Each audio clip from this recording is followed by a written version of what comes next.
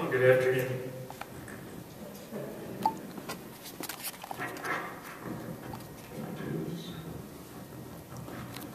Some technology teacher, we know how it works. There we go. How's that? Good. Okay, good. Thank you for the introduction, and thank all of you for being here. A little different presentation for you, so let me start out with all the glitz first.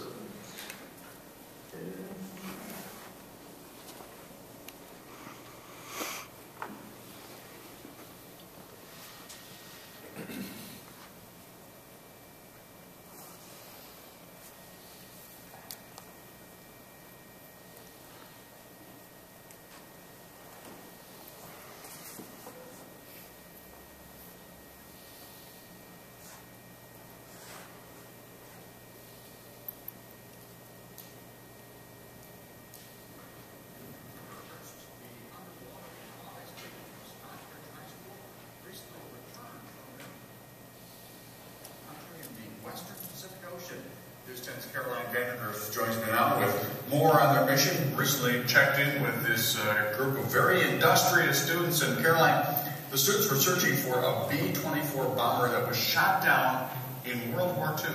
Yes, and that was in hopes of giving families of missing service members a little bit of closure. The team wasn't able to locate that specific B-24 bomber, but they helped make history in the discovery of a Marine Corps Corsair aircraft shot down in 1944.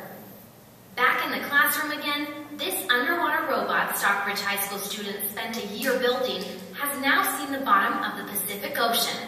For a high school team to build a robot, travel 8,000 miles, deploy the robot, dive 80 feet into the ocean on their first day, and then image an unknown wreck to that point is just amazing. Off the coast of Palau, a small country 500 miles east of the Philippines, the Stockbridge High School robotics team was among the first 20 people to see the crash site of a Marine Corps Corsair plane shot down in 1944. It was unbelievable.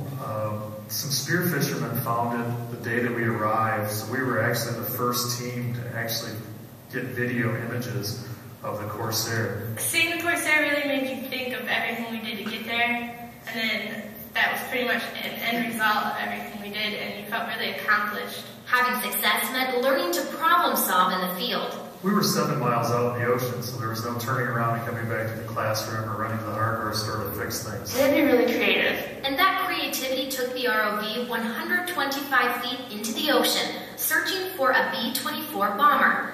The team never found the B-24, but they say that just means they'll be that much closer when they go back next year. We also helped them find where it wasn't at, and getting down to 120 feet is a big feat for a high school team.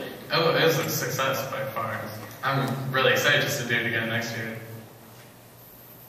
The team was able to get images of that Corsair's ID plate with the serial number of the plane. Using that, they were able to track down who the pilot of the plane was. And he is still living. He's 91 years old and living in Florida. He was amazed they had found his plane after all these years. Well, I would say that's a huge success for this is. I mean, to find the plane. The pilot's still alive, 91. That's an amazing story. Yeah, good. Thanks for following, Carol.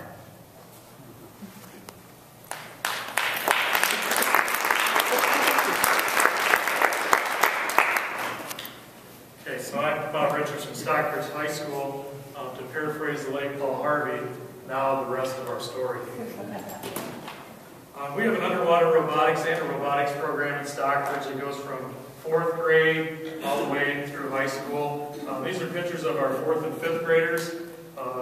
This team of girls is currently competing up at the Thunder Bay Marine Sanctuary along with our high school team in a robotics contest today, so if I seem distracted, I'm checking Facebook messages from my students. This is our high school class. We do both land-based robotics and underwater robotics, and it's kind of a free-flowing environment. Carl talked about, but with electricity and water and all sorts of tools. Okay. Our basic curriculum is based around the Bait International ROV competition, and our basic underwater class, the whole class curriculum is based on the competition. A realistic assessment that encompasses language arts through the creation of a poster and a 20-page term paper, an oral engineering presentation, and the underwater missions. Okay. This This is our robot that's up in Alpena right now competing from last year. And we've been pretty successful. We've been to the Neutral Buoyancy Lab at NASA. We've been to Hilo, Hawaii, and competed against Dartmouth and MIT and Moscow University and all sorts of other places. But still, even that is not a realistic assessment.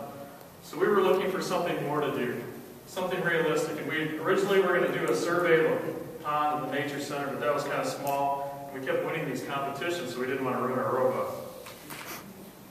We were contacted by a non-government organization, a group called the Vet Prop Project, based on a news story when we came back from NASA last year.